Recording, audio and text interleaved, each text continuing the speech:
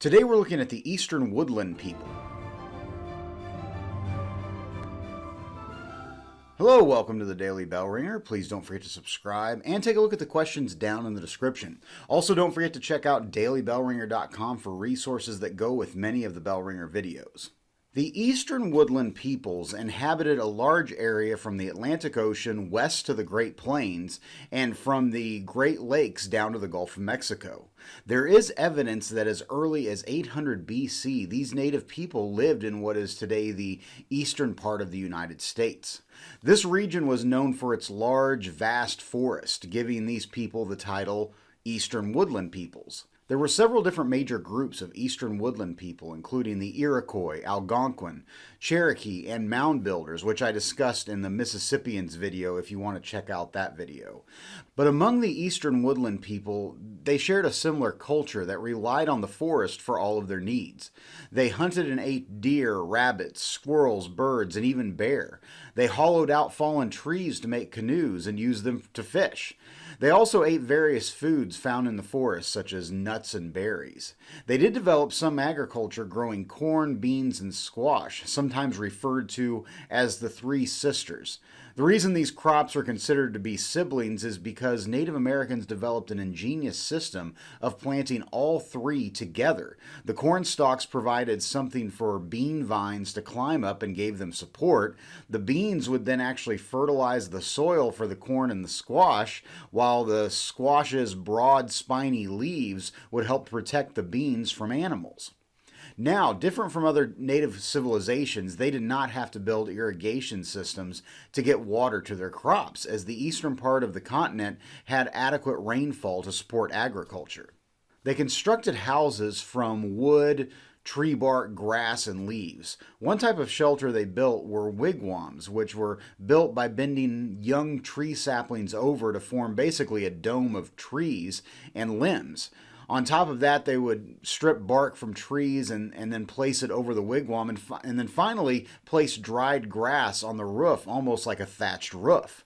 Another common shelter was the longhouse, which was similar in construction to the wigwam. However, as the name suggests, it was an elongated version in which there were several bunk beds made from wood and deer skin so that more people could fit inside one shelter. Although they shared similar culture and practices, they actually spoke several different languages which differentiated them. Some of the major language groups were the Iroquoian and Algonquin languages. The Iroquois were the major Native American group that occupied what today would be the northeastern United States, focused in what today would be the state of New York. There were several different tribes within the Iroquois culture. 5 tribes, the Senecas, Onondagas, Oneidas, Cayuga, and Mohawks all lived in close proximity and actually fought with each other rather frequently.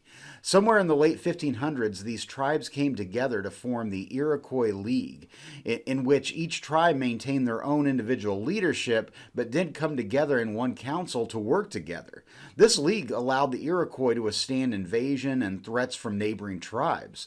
Although they still fought with each other from time to time, many historians credit the Iroquois League as being the earliest foundation of American democracy, which would come years later. The Algonquin were another native group identified by the Algonquin language they spoke.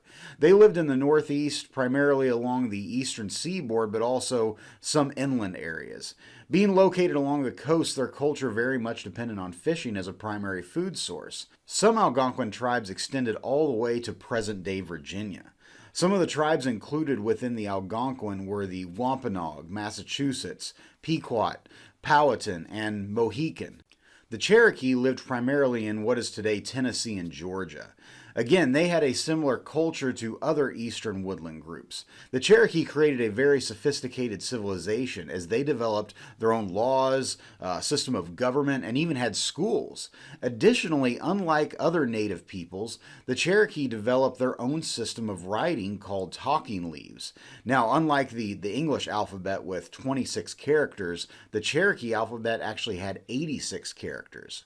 Throughout the late 1700s and 1800s, more and more Americans began to move into the Cherokee's land, and eventually the Cherokee were forced off their land in the 1830s during the Trail of Tears. So with that, Hopefully you learned something, and thanks for watching.